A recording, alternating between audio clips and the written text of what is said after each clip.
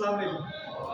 आज हम लोग उधार ट्रांजैक्शन की यानी कि क्रेडिट ट्रांजैक्शन की प्रैक्टिस करेंगे और जो हमने कल होमवर्क दिया था उसको हम लोग चेक करेंगे कि वो कहाँ पर उसकी प्रॉब्लम है या सारों का सारा पर ठीक है। जिसकी कोई प्रॉब्लम होगी उसको हम लोग पहले ठीक करेंगे। फिर हम लोग अगला जो हमारा आज का टारगेट है वो हम सीखेंगे कि एसेट्स की हमने ट्रांजैक्शंस नोट कर रहे हैं। फिर हम लोग सीखेंगे आज के एक्सपेंसेस की ट्रांजैक्शंस का एनालिसिस कैसे करें। ठीक है, तो चलते हैं व्हाइट बोर्ड पे।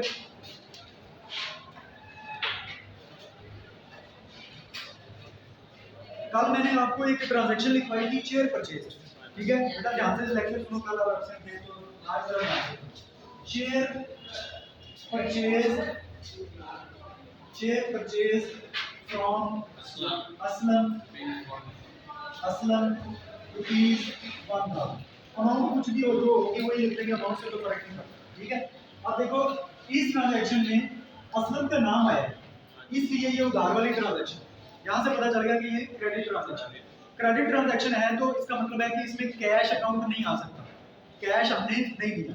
शेयर परचेज कुर्सी खरीदी है फ्रॉम असलम से 1000।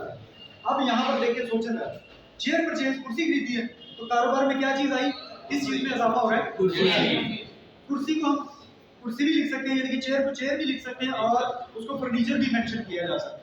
ठीक है, टेबल खरीदे हैं तो टेबल भी लिख सकते हैं और फर्नीचर भी लिख सकते हैं। फिलहाल आप लोग जो कि अभी इनिशियल स्टेज में हैं तो आप लोग चेयर को चेयर ही लिख हैं। ठीक है, तो एक तो हमारे चेयर में इजाफा हो तो एक टर्म बन गया चेयर अकाउंट। ठीक है, इसमें इजाफा हो। अच्छा, क्या चेयर खरीदी है तो क्या पैसे दिए? पैसे तो नहीं दिए, उधार खरीदी है। तो अगर उधार खरीदी है तो इसका मतलब दूसरा अकाउंट कैश तो नहीं बन सकता। अब कैश तो नहीं दिया, अब अगर कैश नहीं दिया तो फिर दूसरा अकाउंट क्या बनेगा, उस शख्स का नाम। उस शख्स का नाम क्या है, असलम। ठीक है, ये हमारा हो गया। यहाँ तक हमें दो अकाउंट पता चल गए, एक चेयर अकाउंट है और दूसरा अकाउंट कौन सा है, असलम अकाउंट। ठीक है, अब इनका एनालिसिस करने के लिए, इनका आगे फर्दर एनालिसिस करने के लिए आपको अकाउंटिंग के जो 5 पिलर्स हैं जिनको आप लोग कैटेगरीज भी बोल सकते हैं या उसको हम लोग 5 मेन अकाउंट्स कह रहे हैं, उसको भी हम लोगों को यहाँ पे लिखना पड़ेगा ताकि आपको कोई बार बार रिपीट हो और याद हो जाए। वो 5 अकाउंट कौन से हैं, assets, expenses, revenue, liabilities, capital. Assets मैं शॉर्ट में ले रहा हूँ, ठीक है, शॉर्टकट में लिख रहा हूँ। ए का मतलब है एसेट्स, ई का मतलब expenses, R revenue, N liabilities और सी कैपिटल। यहाँ पर मैं ऊपर लिख रहा हूँ D R debit. D R किसका मतलब, डी आर का मतलब है डेबिट और सी आर का मतलब है क्रेडिट। ठीक है, डेबिट और क्रेडिट। अब हम जल्दी से इनकी plus plus minus minus minus minus minus plus plus, ये हमें रूल्स बन गए। इसको कहते हैं rules of debit and credit. Debit और क्रेडिट के रूल्स। ठीक है, आपसे कोई भी पूछे कि rules of debit and credit बताएं रेवेन्यूज के, तो आप क्या बताएंगे कि रेवेन्यू में जब कमी हो तो डेबिट साइड पे नोट होते हैं, जब इजाफा हो तो क्रेडिट साइड पे नोट। प्लस का मतलब इजाफा है और माइनस का मतलब कमी है। अब ये सारी चीजें हमारी बन गई। यहीं से हमें कैटेगरीज पता चलती है, यहीं से हमें प्लस माइनस यानी कि इजाफा या कमी पता चलता है और यहीं से हमें डेबिट या क्रेडिट की साइड का पता चल जाता है। तीनों चीजें यहाँ से हमें मिल जाती हैं। तो अब हमारे पास अकाउंट्स आ चुके हैं, तो इसको फर्दर एनालिसिस करने के लिए मैंने आपको बताया था कि इन अकाउंट्स के साथ ही फौरन पहले इनकी कैटेगरीज लिख दिया करें कि ये कौन से अकाउंट में या कौन सी कैटेगरी में फॉल करता है। तो जो चेन है ये इस्तेमाल करने के लिए, तो इसका मतलब है ये क्या हो गया, एसेट। इसके सामने हमने लिख दिया ए। अब असलम जो है, असलम क्या बनेगा, मैंने आपको कल बताया था कि असलम या जब भी किसी शख्स का नाम आता है तो उसकी दो ही कैटेगरीज हो सकती है, या तो वो हमारा एसेट है या फिर वो लायबिलिटी है। ठीक है, यानी कि या तो हमने उस शख्स से पैसे लेने हैं या उस शख्स को देने हैं और उसके साथ कोई कारोबारी लिंक नहीं है। क्लियर होगी बात? तो अब ये मुझे बताएं कि ये जो असलम है ये हमारा एसेट है कि लायबिलिटी है? लायबिलिटी है। कैसे पता चला लायबिलिटी है? हमने इसको पैसे देने हैं। अब ये कैसे पता चला इसको पैसे देने हैं? क्योंकि ट्रांजैक्शन में क्या लिखा हुआ है, हमने इस शख्स से चेयर खरीदी है। अगर खरीदी है तो जाहिर बात है इसको पैसे देने हैं। अगर पैसे देने हैं तो ये हमारे लिए कर्जा है। क्लियर होगी बात? अगर यहाँ पर ट्रांजैक्शन में लिखा होता चेयर सोल्ड, चेयर बेची है, अगर हम असलम को कुर्सी बेचते तो फिर इसका मतलब है कि असलम से पैसे लेने होते हैं, और जिस शख्स से पैसे लेने हो वो शख्स हमारा एसेट होता है। समझ आ गई बात? जिस शख्स से पैसे लेने हो वो होता है एसेट, और जिस शख्स को पैसे देने हो वो होता है लायबिलिटी। क्लियर होगी बात? अब ये कल भी रिपीट किया था, आज भी रिपीट किया है, आगे भी रिपीट करेंगे इसको। तो असलम हमारा क्या बन गया? लायबिलिटी बन गई, तो इसकी कैटेगरी बन गई लायबिलिटीज। ठीक है, अब कैटेगरीज लिख ली, अब इसके साथ प्लस माइनस लगाओ कि किस में इजाफा हुआ, किस में कमी हुई, या दोनों में ही इजाफा हुआ है या दोनों में कमी हुई है, क्या हुआ। ठीक है, तो अब मुझे ये बताएं एसेट में ये जो चेयर हमने खरीदी है, चेयर खरीदने से एसेट में इजाफा हुआ या कमी हुई? इजाफा हो गया। और असलम हमारा लायबिलिटी बन गया, कर्जा बन गया। अब कर्जे में इजाफा हुआ या कमी हुई? उधार कुर्सी खरीदी है तो कर्जा बढ़ा या कम हुआ? कर्जा तो बढ़ गया। ठीक है, अब इसका मतलब है असलम हमारा हो गया लायबिलिटी में इजाफा, एसेट में भी इजाफा, लायबिलिटी में भी इजाफा हुआ। ठीक है, अब हम देखेंगे नेक्स्ट हमारा जो स्टेप है वो ये है कि आपने बताना है कि ये जो चेयर है ये कौन सी साइड पे लिखी जाएगी, डेबिट साइड पे लिखी जाएगी या क्रेडिट साइड पे लिखी जाएगी।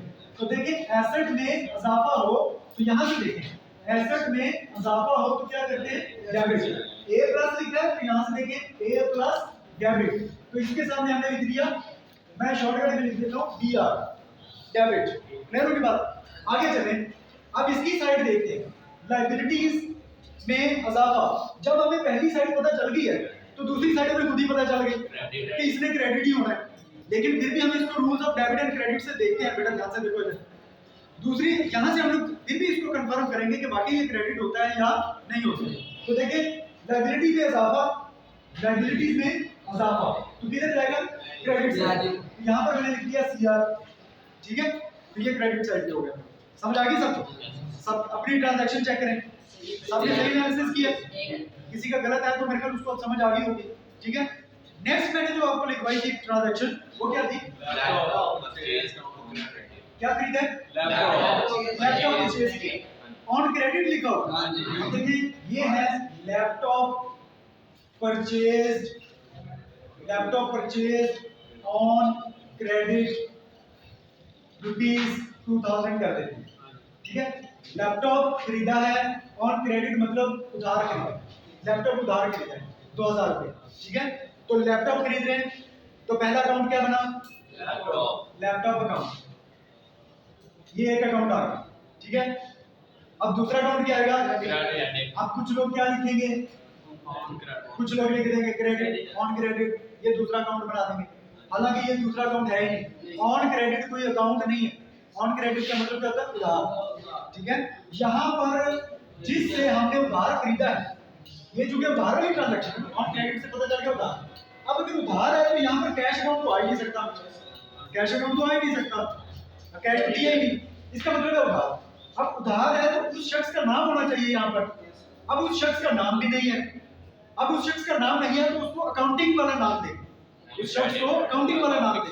और अकाउंटिंग में दो नाम दिए जा सकते हैं, या तो किसी को क्रेडिटर कहा जा सकता है या किसी को डेटर कहेंगे, दो ही शख्स होते हैं, या डेटर या क्रेडिटर, ये अकाउंटिंग के नाम। अगर नाम पता हो, दिया गया हो तो वो नाम पड़ेगा दूसरा अकाउंट। अगर नाम नहीं बताया हुआ तो फिर अकाउंटिंग वाला नाम देंगे उसको। अब अकाउंटिंग वाला नाम आप कौन सा देंगे? अब देखें, अगर तो उस शख्स के, जो भी शख्स है, हमें नाम नहीं बताया, जो भी शख्स है हमने अगर उसके पैसे देने तो वो कहलाएगा कर्ज हुआ, यानी कि उसको कंपनी का नाम क्या देंगे? Creditor, creditor account. अगर उस शख्स से पैसे लेने होते तो वो हमारा बन जाता मकरूज, तो फिर हम उसको नाम क्या देते? डेटर। क्लियर होगी बात? अब इसके पैसे देने हैं, जो भी इसका नाम है, नाम नहीं दिया हो तो हमने उसको नाम क्या दिया? क्रेडिटर, ये अकाउंटिंग नेम है। क्लियर होगी बात? अच्छा, दो अकाउंट बन गए। अब दो अकाउंट बन गए तो उधर चले जाएंगे। लैपटॉप हमारा है एसेट, लैपटॉप इस्तेमाल करने के लिए खरीदा। अगर ये लैपटॉप खरीदा जाता बेचने के लिए तो फिर इसका नाम यहाँ पर लैपटॉप ना दिया होता, फिर यहाँ पर इसका नाम क्या दिया होता? गुड्स लिखा होता। ठीक है, अगर उसका नाम लिखा हुआ है चीज का तो इसका मतलब ये है कि ये इस्तेमाल करने के लिए। इसलिए जब भी कोई चीज इस्तेमाल करने के लिए होगी तो उसकी कैटेगरी हमेशा क्या बनेगी? अब आ जाए क्रेडिटर। क्रेडिटर मतलब इसके हमने पैसे देने हैं, तो ये हमारा बन गया लायबिलिटी। क्लियर होगी बात? अब बताएं लेफ्ट इजाफा या कमी, प्लस माइनस लगाते हैं। लैपटॉप में इजाफा हुआ या कमी? लैपटॉप हमारे कारोबार में आ रहा है, लैपटॉप में यानी कि एसेट में इजाफा हुआ।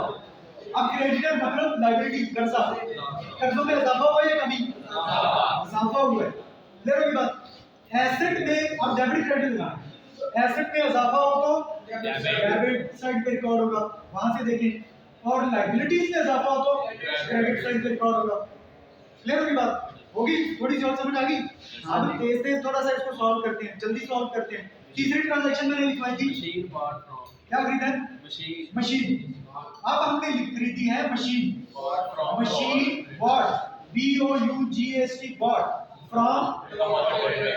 अच्छा आप देखिए यहाँ पर लफ्ज लिखा हुआ है Lahore, from Lahore traders, Lahore traders, ₹3000। आगे कोई भी रकम।